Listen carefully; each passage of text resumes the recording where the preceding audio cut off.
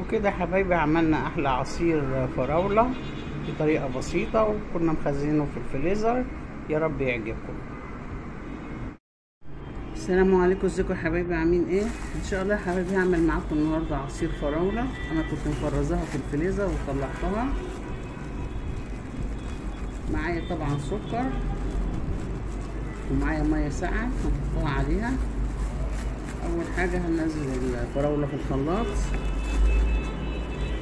طبعا سهل، عصير سهل ما فيهوش شغل. انا هعصره وهاخد حبه الاول اعمل بيهم صوص فراوله عشان احطهم على حاجه،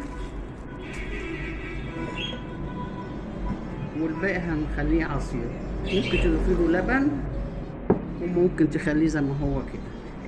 انا الاول هاخد ده هفرمه في الخلاط واخد حبه الاول اعملهم صوص، لان ده كان كيلو فراوله فكتير يعني. هنحطه بقى على الخلاط كده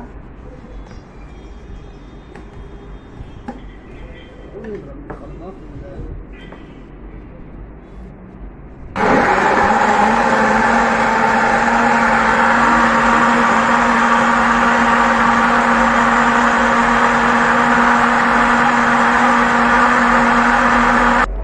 كده يا حبايبي عملنا عصير الفراوله اهو من غير الحليب ولا حاجه.